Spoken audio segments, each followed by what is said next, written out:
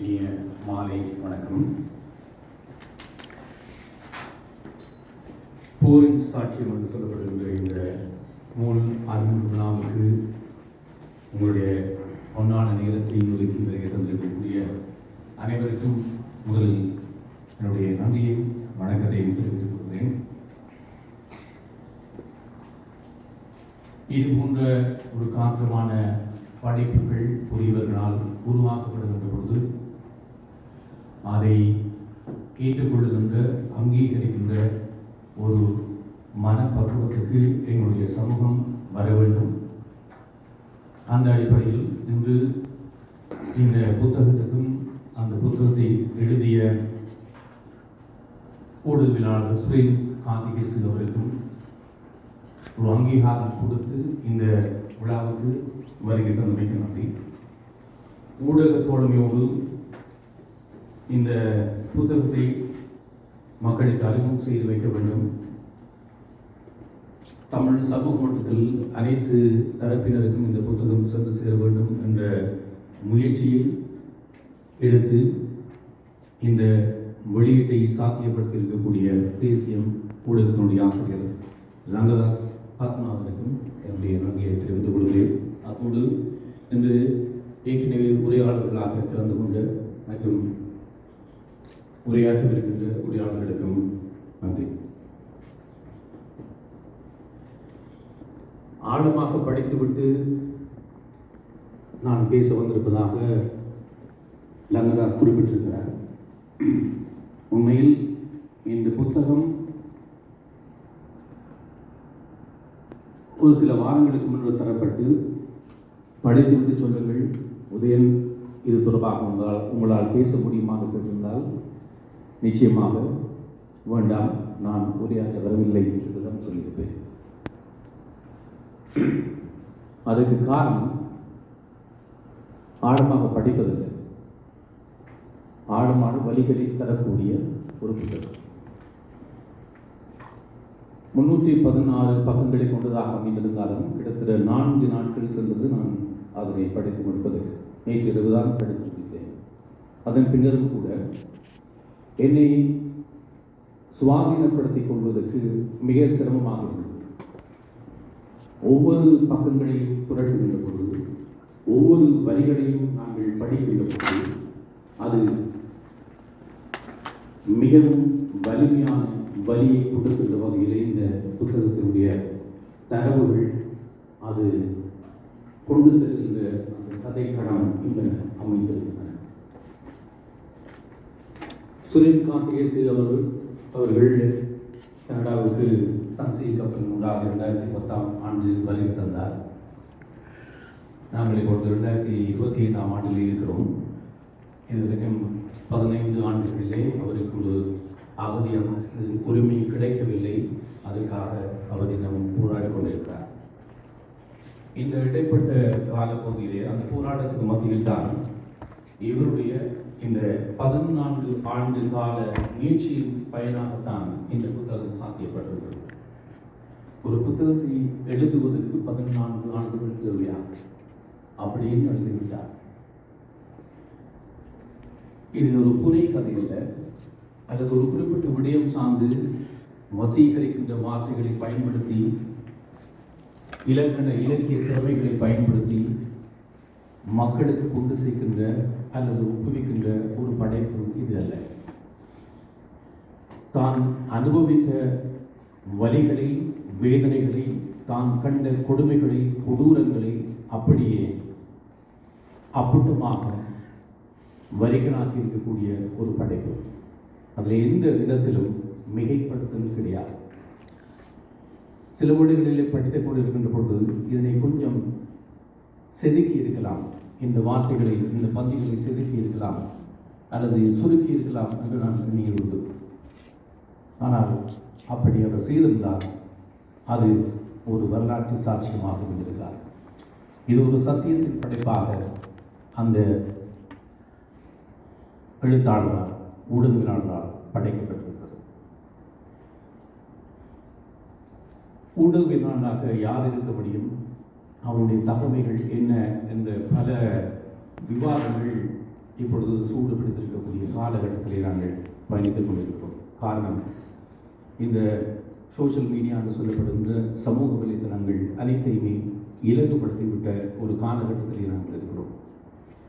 Cellphone வைத்திருக்கின்ற எவருமே தன்னை மீடியான்னு சொல்லிக்கொள்ளலாம். அண்மையில் நான் பேசுகின்ற பொழுது ஒரு ஊடகவியலாளர் குறிப்பிட்டார், தன்னை ஊடகவியலாளர் என்று நீங்கள் குறிப்பிடாதீர்கள் என்று சொன்னார். ஏனென்று கேட்டேன். இப்பொழுது கையிலே ஸ்மார்ட் போன் வைத்திருக்கிற ஒவ்வொருவரும் அதைத்தான் சொல்கிறார்கள். ஆகவே என்னை பத்திரிகையாளர் என்பதை குறிப்பிடுங்கள் என்று சொன்னார். அது எனக்கு ஒரு ஆச்சரியமான விளக்கமாக இருந்தது. இது போன்ற ஒரு கருத்தை முன்னொரு காலத்தில் அரசியல் ஆய்வாளர்கள் என்ற பதத்தை நாங்கள் பயன்படுத்துகின்ற பொழுது ஒருவர் குறிப்பிட்டார், தயவு செய்து அரசியல் ஆய்வாளர்கள் சொல்லாதீர்கள், அது ஆழமான கருத்து மிக்கது, அரசியல் கருத்தாளர்கள் என்று சொல்கிறது. அதன் பின்னர் தான் அந்த பதத்தை சில வருடங்களுக்கு முன்னர், நான் நினைக்கிறேன் ஒரு 10 வருடங்களுக்கு முன்னர் அதனை நானே பயன்படுத்த ஆரம்பித்தேன். அதன் அடிப்படையில் இந்த ஊடகவியலாளர் என்பவன் எவ்வாறு வாழ்ந்திருக்கிறான்? ஊடகவியலாளர்களாக வாழ்ந்தானா, அல்லது ஒரு மனிதாயமான பணியாளனாக வாழ்ந்தானா, அல்லது அந்த களத்திலே மக்களோடு மக்களாக துன்பங்களை அனுபவித்த ஒரு மனிதனாக வாழ்ந்தானா என்ற தேடல்களுக்கு என்னிடம் விடைகள் இல்லாத ஒரு புத்தகமாக படைப்பாக அமைந்திருக்கிறது. தானே செய்திகளை சேகரிக்க வேண்டும், யுத்த கடம், சரமாரியாக எதிரிகளிடம் குண்டுகளும் வீழ்ந்து வெடிக்கின்ற களத்தில் இருந்து கொண்டு அடுத்த கணம் தன்னுடைய உயிரை காப்பாற்றிக் கொள்ள முடியுமா என்று தெரியாத ஒரு காலகட்டத்திலே தோளிலே ஒரு பையை சுமந்து கொண்டு கமராவையும் பேனாவையும் எடுத்துக்கொண்டு குண்டு விழுந்த திசைகளை நோக்கி நாளாந்தம் 5-6 இடங்களுக்கு பயணிக்கின்ற ஒருவன் அந்த செய்திகளை சேகரித்து அதனை கணினியிலே தானே தட்டச்சு செய்து இரவிரவாக அதற்கு வடிவமைப்பு செய்து அதுக்கான பிரசுர ஏற்பாடுகளை செய்து தன்னுடைய நண்பர்களோடு இணைந்து அந்த பிரசுரங்களை மறுநாள் காலையிலே மக்களிடம் கொண்டு சேர்க்கின்ற ஒரு பணியை சூரியகாந்திலே செய்து வந்திருக்கிறார். 1997ஆம் ஆண்டு ஊடக பணிக்கு வந்ததிலிருந்து தொடர்ச்சியாக 25 ஆண்டுகள் மரபுசார் உலகத்திலே பணியாற்றிவிட்டு 3.5 ஆண்டுகள் சுயாதீனமாக இயங்கினாலும் எனக்கு இறுதியாக கிடைத்த இந்த தரவு என்பது ஆச்சரியமாக இருந்தது. ஈழநாதம் பத்திரிகை எப்படி அந்த யுத்த களத்திலே அந்த போர் சூழலுக்கு மத்தியிலே இயங்கியது என்பதற்கான ஒவ்வொரு கட்ட தரவுகளையும் அவர் பதிவிடுகிறார். ஒரு நடமாடும் அச்சகத்தை கொண்டு சென்றிருக்கிறார்கள். இன்று இரவு ஒரு இடத்தில் தரித்திரண்டு அந்த பத்திரிகைகள் பிரசுரம் செய்யப்படும், அச்சடிக்கப்படும். அதே இடத்தில் மறுநாள் நிற்க முடியாது, பிரிதொரு இடத்துக்கு கொண்டு நகர்த்தப்படும். அங்கிருந்து மீளவும் பிரசுரங்களை செய்வார்கள். மர நிழலிலே மணல் தரையிலே உட்கார்ந்து அதிலே கணினியை வைத்து அதிலே தட்டச்சை செய்து அந்த பிரசுரங்களை செய்திருக்கிறார்கள். இது நாளாந்தம் கிட்டத்தட்ட 6-7 மாதங்களாக தொடர்ச்சியாக இறுதிப்போர் உச்சம் பெற்றிருக்கக்கூடிய ஒரு காலகட்டத்திலே நடந்திருக்கிறது. பார ஊர்தியிலே வைத்துத்தான் இந்த மொபைல் யூனிட் என்று சொல்லப்படுகின்ற நடமாடும் அச்சகமாக அந்த ஈழநாதம் பத்திரிகை இயங்கி வந்திருக்கிறது என்பது எவ்வளவு ஒரு கால கொடுமை என்பதற்கு அப்பால் தமிழர்கள் எந்த அளவு கடினங்களுக்கு மத்தியிலும் ஊடகப் பணியாற்றியிருக்கிறார்கள் என்பதற்கான சிறந்த சான்றாக அமைந்திருக்கிறது.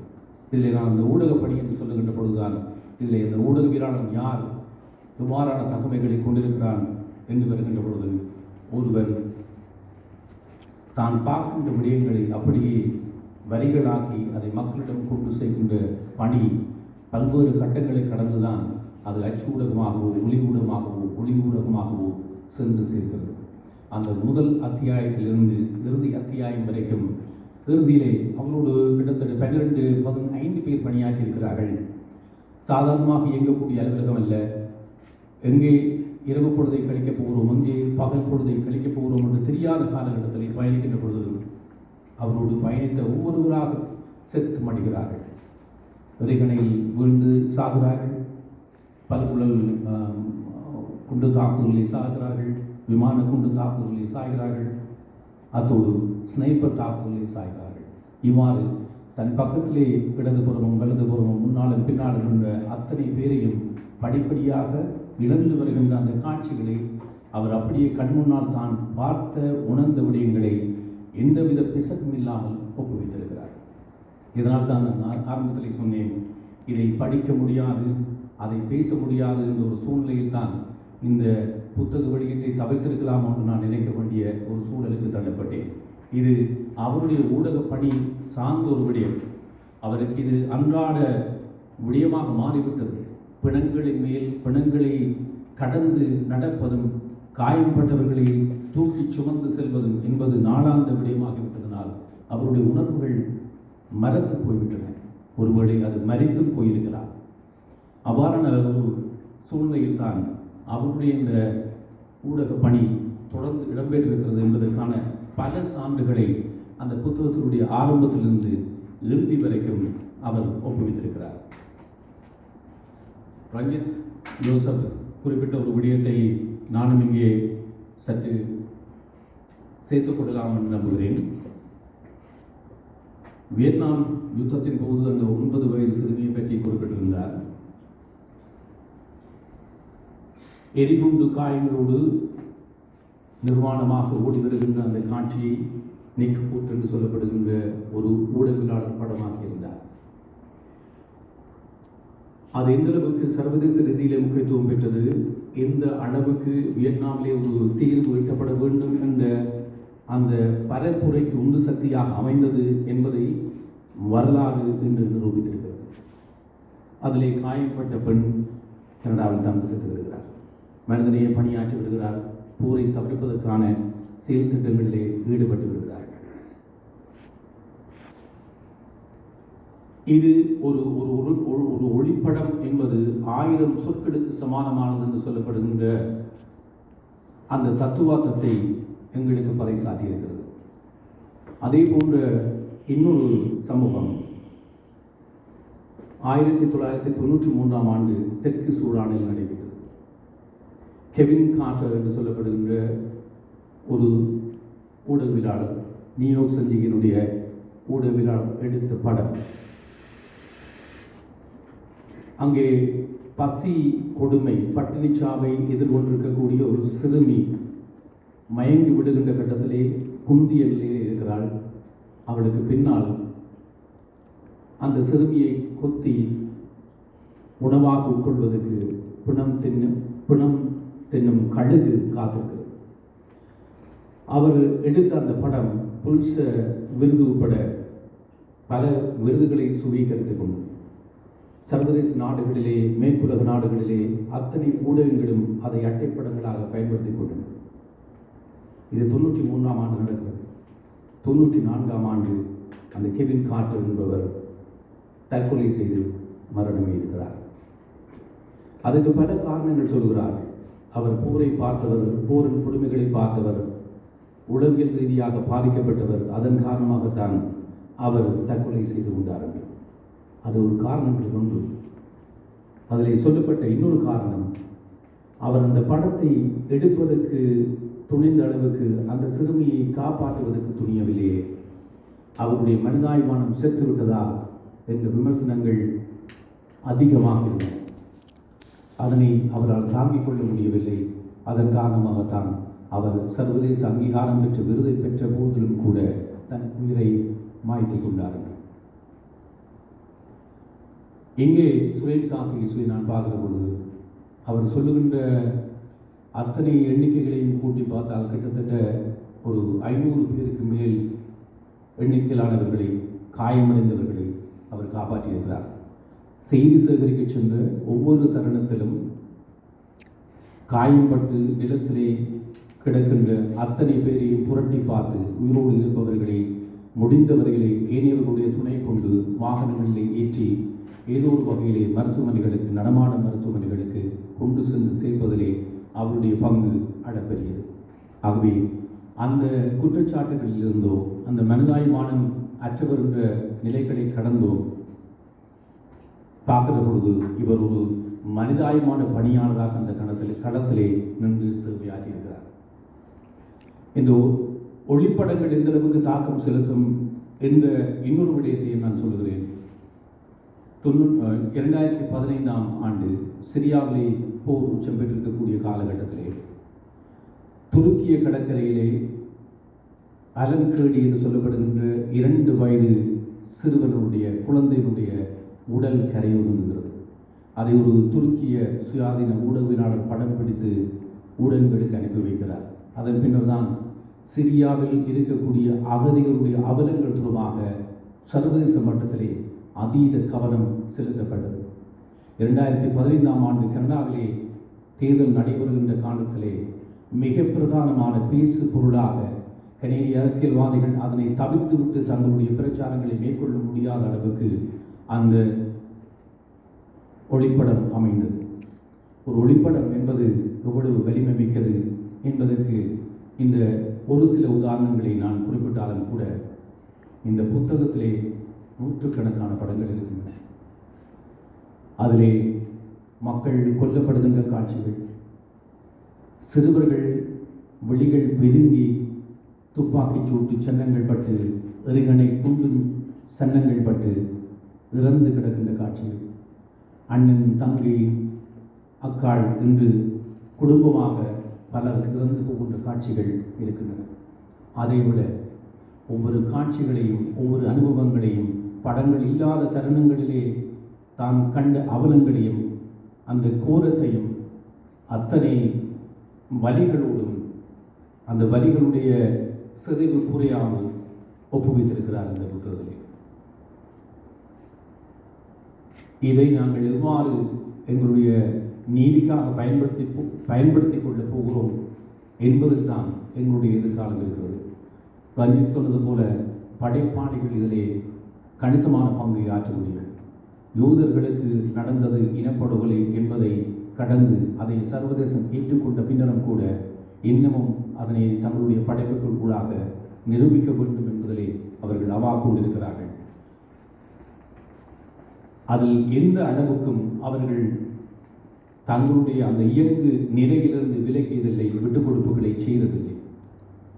இங்கே நாங்கள் பார்க்கிற பொழுது தமிழின படுகொலை இடம்பெற்றதா, தமிழின படுகொலைக்கு சாட்சியம் உண்டா, தமிழ் இன படுகொலையை சர்வதேச அரங்கத்திலே நிரூபிக்க முடியுமா என்ற கேள்விகளை நாங்கள் கேட்டு நிற்கின்ற சமகாலத்திலே நாங்கள் இந்த புத்தகத்தை பற்றி பேசிக் கொண்டிருக்கிறோம். அந்த களத்திலே நின்ற ஒருவர், அவர் ஒரு ஊடகவியலாளர், ஒரு மனிதாய்வான பணியாளராக பணியாற்றியிருக்கிறார், ஒளிப்பட பிடிப்பாளராக ஒளிப்பட ஊடகவியலாளராக பணியாற்றியிருக்கிறார். அவர் தான் கண்ட காட்சிகளை அனுபவங்களை காலத்தோடு குறிப்பிட்டு பதிவு செய்திருக்கிறார்.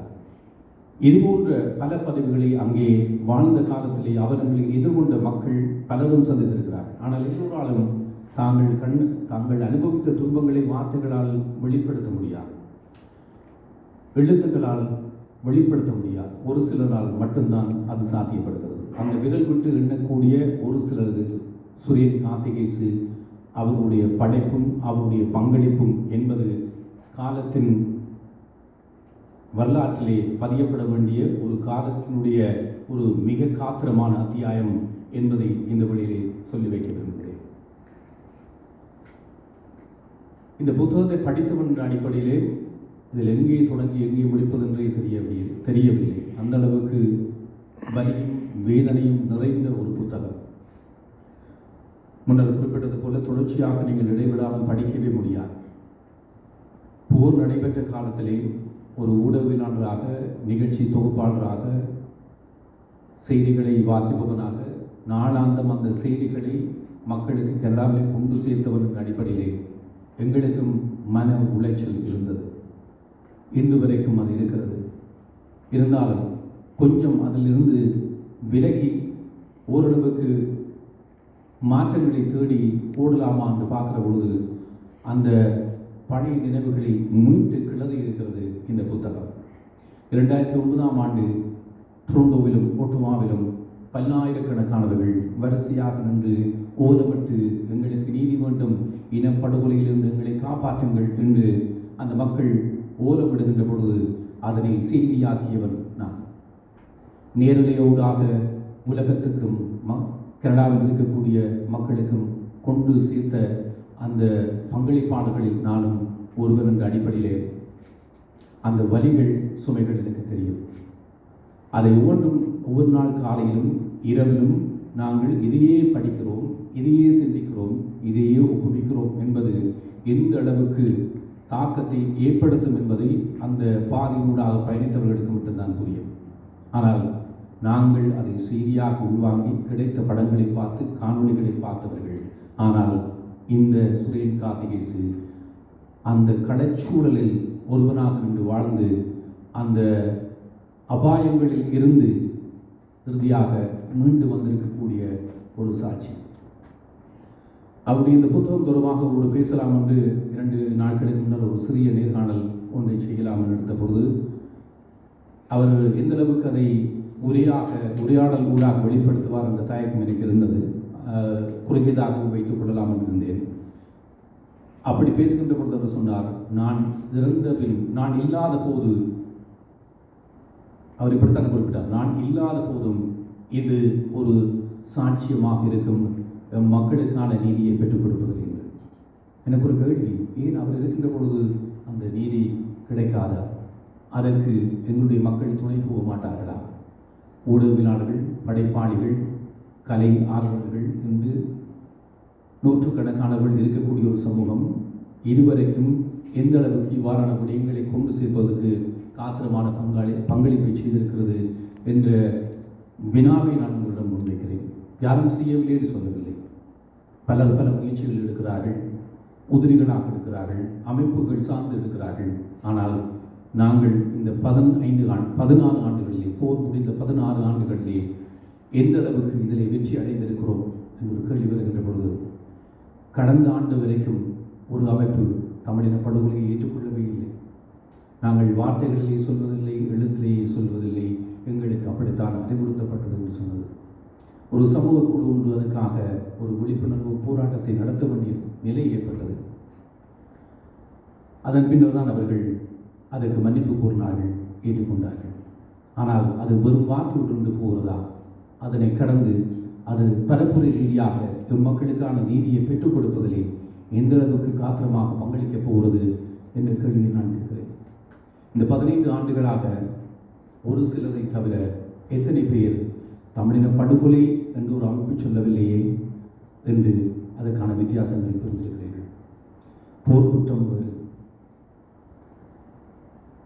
மனித உரிமை மீறல் வேறு, மனித குலத்துக்கு எதிரான குற்றம் வேறு, இன சுத்திகரிப்பு வேறு, இனப்படுகொலை வேறு. ஜெனோசைட் என்ற ஒற்றை பதம் ஆங்கிலத்தில் பல அர்த்தங்களை கொடுக்கிறது. அது எவ்வாறு சட்ட ரீதியாக அங்கீகாரத்தை பெறுவதற்கு, அரசியல் ரீதியாக அங்கீகாரத்தை பெறுவதற்கு எங்களுடைய மக்கள் தரவுகள் ஊடாக, தகவல்கள் ஊடாக, சாட்சியங்கள் ஊடாக கொண்டு சேர்க்க வேண்டிய கடப்பாடுடையவர்களாக இருக்கிறார்கள் என்பதை நாங்கள் நம்மை நோக்கி கேட்க வேண்டும்.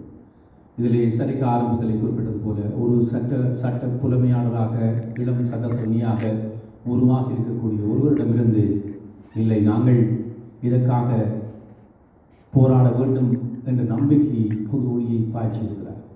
ஆனால் சில சட்டவாளர்கள் இல்லை, அப்படி நடக்கவில்லை, அப்படி நடந்ததை நாங்கள் சொல்ல முடியாது, அதை அவர்கள் தான் சொல்ல வேண்டும். எனக்கு உடல் நடுங்குகிற அளவுக்கு காய்ச்சல், நான் மருத்துவமனைக்கு போகிறேன். அங்கு போய் மருத்துவமனையிலே காய்ச்சல் என்று சொன்னால் உள்ளே விட மாட்டார்கள். தலையடிக்கு மருந்து தாரங்கள் எடுக்க போ என்று நான் சொல்லலாமா? எனக்கு என்ன கொடுமை நடந்தது என்பதை நான் மட்டும்தான் சொல்ல முடியும். என் குடும்பத்துக்கு என்ன கொடுமை நடந்தது என்பதை நான் மட்டும்தான் சொல்ல முடியும். அதை கேட்கின்ற அத்தனை உரிமையும் உலக சட்டங்களின் பிரகாரம் இருக்கின்றன. ஐக்கிய நாடுகள் சபையினுடைய சாசனங்களும் மறக்க முடியாது. ஒவ்வொரு நாட்டின் ஜனநாயக உலகத்தினுடைய அரசியல் சாசனங்களின் பிரகாரமும் அதனை மறுக்க முடியாது. போராட்டம் என்றால் என்ன? போராட்டம் என்பது என்னென்ன வடிவங்களை கொண்டது? அறவழி போராட்டம், அகிம்சை போராட்டம், சத்தியாகிரக போராட்டம் என்ற பல பதங்கள் ஊடாக வளர்ந்தவர்கள் நாங்கள். தந்தை செல்வா செய்கின்ற பொழுது அது இனித்தது. ஆனால் எங்கள் உரிமையை சிலர் மறுக்கிறார்கள், எங்கள் இனப்படுகொலையை தடுக்கிறார்கள், அதை ஏற்றுக்கொள்ள மறுக்கிறார்கள் என்று ஒரு மக்கள் குழு கோஷம் எழுப்புகின்ற பொழுது அது வன்முறையாக அடையாளப்படுத்தப்படுகிறது. சில வன்முறை சார்ந்த சம்பவங்கள் ஏற்றுக்கொள்ளப்பட முடியாதவை. அதை இதிலே மீண்டும் சொல்லி வைக்கிறேன். எல்லோருக்கும் புரிந்த ஒரு சம்பவம் என்பதன் காரணமாக சொல்கிறேன். வன்முறைகளை நாங்கள் சொல்லவில்லை, மனித உரிமைகளை சொல்கிறோம். அந்த மனித உரிமைகளை நாங்கள் சத்தமாகத்தான் சொல்ல வேண்டிய காலகட்டத்தில் இருக்கிறோம். இதிலே கொடுமை எம்மக்களுக்கே நாங்கள் இதனை சொல்ல வேண்டியிருக்கிறது. உரத்து பேசுவதும் சத்தமாக பேசுவதும் அந்த நீதியை பெற்றுக் கொடுப்பதற்காகத்தான்.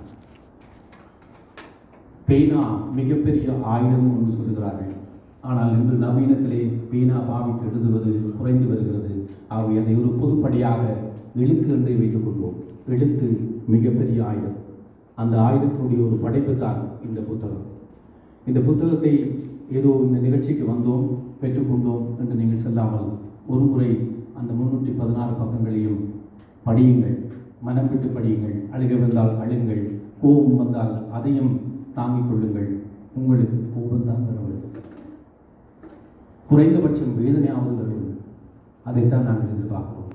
அதன் ஊடாக மட்டும்தான் நீங்கள் அந்த மக்களுக்கான அந்த நீதியை பெற்றுக் கொடுப்பதற்கான பாதையை நோக்கி நகர முடியும்.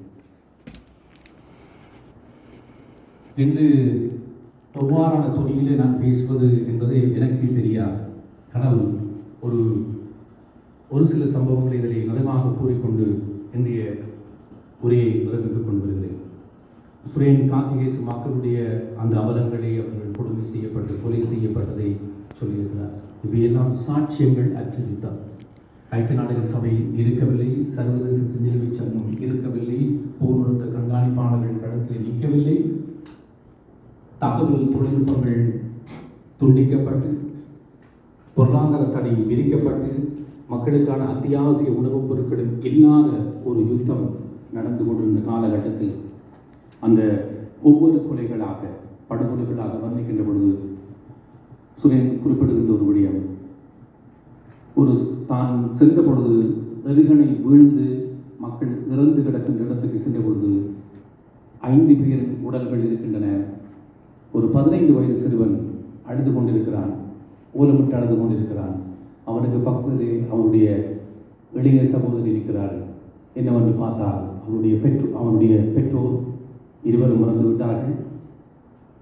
2 சகோதரிகள், ஒரு இளைய சகோதரன் இறந்து விட்ட நிலையிலே அவன் அழுது கொண்டிருக்கிறான். அவருக்கு வேறு யாருமே இல்லை, உறவினர்கள் யாருமே இல்லை. அந்த நேரத்திலே இவர் உதவிக்கு சென்று எவ்வாறு உதவி செய்யலாம் என்று ஏழைகளோடு பேசி அவர்களுடைய உடல்களை எவ்வாறு அடக்கம் செய்வது என்று சிந்தித்துக் கொண்டிருக்கின்ற பொழுது அவன் இவருடைய கையை பிடித்து கேட்கிறான், அண்ணா எனக்கு பசிக்கிறது.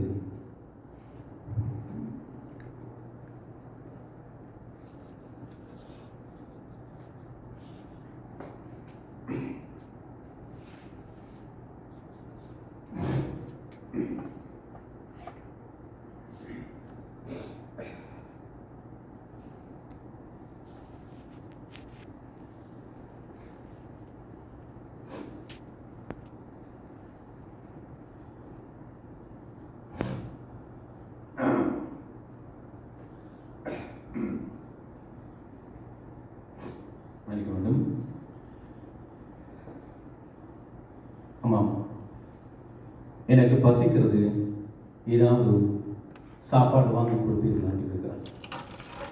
இவருடைய சட்டைப்பையிலே 20 ரூபாய் மட்டும் இருக்கிறது. அருகில் இருக்கக்கூடிய ஒரு கடைக்கு உணவு சிற்றுண்டிச்சாலைக்கு அவனை அழைத்து சென்று உணவு வாங்கி கொடுக்கிறார்.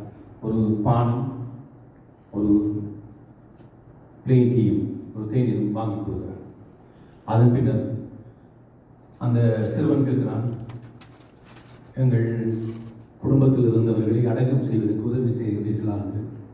அப்படி நான் 20 நிமிடத்தில் வருகிறேன் என்று சொல்லிவிட்டு தெருவை கடந்து சென்று தெருவில் சென்ற ஒரு லேண்ட் மாஸ்டரை மறித்து அவரிடம் உதவி கோரி அதன் பின்னர் அந்த லேண்ட் மாஸ்டரிலே 5 பேருடைய உடலையும் சேர்த்து எங்கே புதைப்பது என்று தெரியாமல் ஒரு இடத்தை தெரிவு செய்து அருகிலிருந்து வீட்டிலிருந்து மண்வெட்டியை பெற்று கிடங்கு வெட்டி அந்த அந்த 5 உடல்களையும் ஒரு கிடங்கில் போட்டு மூடிவிட்டு செல்லுகின்ற பொழுது அந்த இடைப்பட்ட நேரத்தில் யாரோ ஒருவர் அந்த சிறுவனை அடையாளம் கண்டு தெரிந்து கொண்டு இவர்களோடு வந்து உதவி புரிந்திருக்கிறார். அதன் பின்னர் அந்த சிறுவனை தெரிந்த ஒரே ஒரு நபர் அந்த நபர் என்பதன் காரணமாக அந்த சிறுவனையும் அவருடைய இளைய சகோதரி சிறுமியையும் அவர்களோடு அனுப்பி வைக்கிறார். எனக்கு கேள்வி,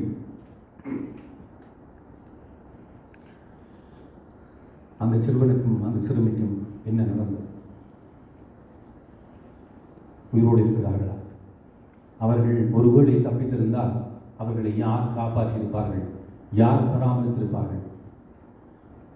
15 வயது சிறுவன் இப்பொழுது 16 ஆண்டுகள் கடந்து 31 வயதாக இருக்கிறது. இதற்கு நீதி பெற்றுக் கொடுப்பது யார்? தமிழின படுகொலை நடைபெறவில்லை என்று நாங்கள் சொல்லுகின்றவர்களுக்கு துணை போகிறோமா? இல்லை, தமிழின படுகொலை நடைபெற்றது என்பதை நிரூபிக்கும் வகையிலே சத்தமாக உரத்து சொல்ல போகிறோமா? இன்னொரு சம்பவம் சொல்கிறேன். இளநாதன் பத்திரிகை இடம்பெயர்ந்து ஒரு காரியாலயத்திலே இயங்கி வருகின்ற பொழுது அருகிலிருந்து சிறுவன் அடிக்கடி வந்து போவான். பாடசாலை விட்டவுடன் தங்களுடைய அலுவலகத்திலே அதிக நேரம் செலவிடுகின்ற ஒரு சிறுவன் என்று ஆகலும் சிறுவன் இல்லை, வளர்ந்துவிட்ட சிறுவன். அவருக்கு அந்த வயதெல்லாம் தெரியவில்லை, ஆனால் அவனுக்கு கை சூப்புகின்ற பழக்கம் இருந்தது. அவனுக்கும் ஒரு இளைய சகோதரன் இருந்தான். அடிக்கடி பகடி விடுவது, அவனை ஏளனம் செய்வது என்று பல விடயங்கள் எல்லாம் நடக்கும். குளக்கடி காலத்தில் ஒரு நாள் திடீரென்று எறிகணை விடுகிறது. அவர்கள் தங்கியிருந்த இடத்தின் அருகிலே விழுந்த எறிகணையில் ஒரு துண்டு அவன் தலையின் பின்புறத்தை கோதி செல்கிறது. படுக்கையில் இருக்கின்ற பொழுது அவன் முகம் புறப்படுத்து விரல் சூப்பியபடியே மாண்டு போகிறான். ஓடி சென்று அந்த உடலை தூக்குகிற பொழுது அவன் சூப்பிய கை கீழே விடுகிறது. இந்த காட்சி வார்த்தைகளாக வரிகளாக இந்த புத்தகத்தில் இருக்கு. இதனால் தான் சொன்னேன், அலன் குர்தி என்று சொல்லப்படுகின்ற 2 வயது சிறுவன் இறந்த செய்தி உலகத்தை உலுக்கியது. ஆனால் எங்களுக்கு தேவையான புதிய ஆதாரங்களும் சாட்சியங்களும் இருந்தும் உலகம் எங்களை பார்த்து இன்னமும் இறங்கவில்லை. ஆனால் ஓரளவுக்கு மாற்றம் வந்திருக்கின்ற ஒரு சூழலில் நாங்கள் இருக்கிறோம். 2009 இன்று வரையான காலத்தை நாங்கள் பார்த்தால் அது மிகப்பெரிய பாரிய மாற்றம். ஒழுமாவிலே முழந்தாளிட்டு இளைஞர்கள் அவரை கோலமிட்ட அந்த காட்சி எனக்கு இன்னும் கண்முன்னே இருக்கிறது. என்னிடம் அதற்கான காணொலியும் இருக்கிறது. அப்பொழுது யாருமே எட்டி பார்க்கவில்லை. அப்போது NDP தலைவர் ஜக்லீட்டனை தவிர வேறு அரசியல்வாதிகள் எமக்கு ஆதரவாக பேசவில்லை. இன்று எம்மை சந்திக்க வருகிற எந்த ஒரு அரசியல்வாதியும் தமிழின படுகொலை நடைபெறவில்லை என்று எங்களிடம் சொல்ல முடியாது.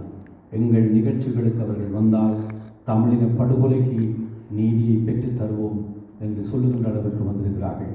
அதை கடந்து நான் வெற்றி பெற்றால் ஐக்கிய நாடுகள் சபையிலே ICJயிலே அதற்கான நீதியை பெற்றுக் கொடுப்பதற்கு நான் முயற்சி செய்வேன் என்று வேட்பாளர்கள் சொல்லுகின்ற அளவுக்கு கனடா மாறியிருக்கிறது. ஆனால் அப்படிப்பட்ட கனடா தேசத்திலே இந்த வருடம் ஜனவரி மாதம் கனடாவில் இருக்கக்கூடிய நாடாளுமன்ற உறுப்பினர்கள், மாகாணங்களில் இருக்கக்கூடிய முதலமைச்சர்கள், முதல்வர்கள், அமைச்சர்கள், MPs, கவுன்சிலர்ஸ், ட்ரஸ்டீஸ் எல்லோருக்கும் 15 பக்கங்களை கொண்ட ஒரு கடிதம் அனுப்பி வைக்கப்பட்டிருக்கிறது. ஒரு அமைப்பினுடைய முன்னாள் தலைவரால் தமிழின படுகொலை இடம்பெறவில்லை, அவ்வாறு சொல்வது தவறு, நீங்கள் தமிழின படுகொலை என்ற பதங்களை பயன்படுத்தக்கூடாது என்ற வேண்டுகோள் விடுக்கின்ற ஒரு செய்தி. அதைவிட தமிழர்களுக்கு தனித்துவமான அடையாளம் தேவையில்லை, கலாச்சார அடையாளம் தேவையில்லை, தமிழர் மரபுரிமை என்ற விடயம் அங்கீகரிக்கப்பட வேண்டிய அவசியம் இல்லை.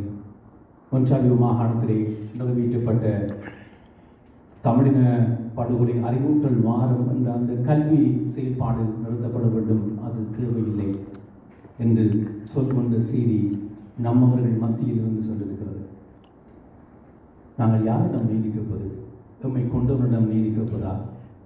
எம்மை கொண்டவனுக்கு துணை நிற்கின்றவர்களிடம் நீதி கேட்பதா? தயவு செய்து இந்த புத்தகத்தை படியுங்கள், முடிந்தவரை ஏனையவர்களுக்கு கொடுங்கள். ஆனால் இந்த புத்தகத்தை படித்தவர்கள் அடிப்படையிலே இன்னொரு விடயம் சுரேன் கார்த்திகேசனமும் இந்த படைப்பை உருவாக்க உதவியவர்களுக்கும் சொல்ல வருகின்ற ஒரு விடயம். இந்த புத்தகத்தை முழுக்க முழுக்க சுரேன் கார்த்திகேசு தானே எழுதி, தானே தட்டச்சு செய்து, தானே வடிவமைப்பு செய்து, தன்னுடைய சொந்த படத்திலே உருவாக்கி இருக்கக்கூடிய ஒரு படைப்பு என்பதை ஞாபகத்தில் வைத்துக் கொள்ளுங்கள். ஏனென்றால் இதை இப்படி எழுதியிருக்கலாம், இப்படி மாற்றியிருக்கலாம் என்ற எண்ணங்கள் எழுத்தாளர்கள் மத்தியிலே தோன்றுவது இயல்பாக இருக்கும். அதன் காரணமாகத்தான் நான் இதையும் சொல்லி வைக்கிறேன். ஒரு தனி மனித முயற்சியாக முன்னெடுக்கப்பட்டு இது வந்திருக்கிறது. அதிலே சில பல இடங்களிலே இலக்கண பிழைகள் இருக்கின்றன, எழுத்து பிழைகள் இருக்கின்றன, ஒருமை பன்மை பிழைகள் இருக்கின்றன.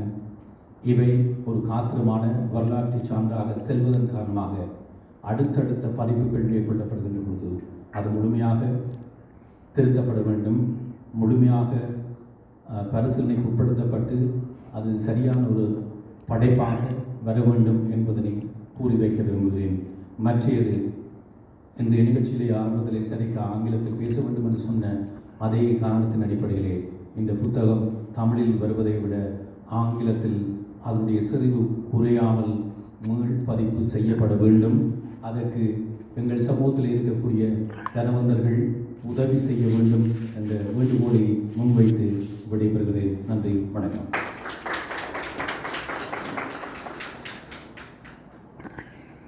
நன்றி உதயன். அந்த உரைக்கும் புத்தகத்தின் வாசிப்பின் ஊடாக உங்களுடைய அனுபவத்தையும் அதை தாண்டி வரியையும் எங்களோடு பகிர்ந்து கொண்டிருக்கு.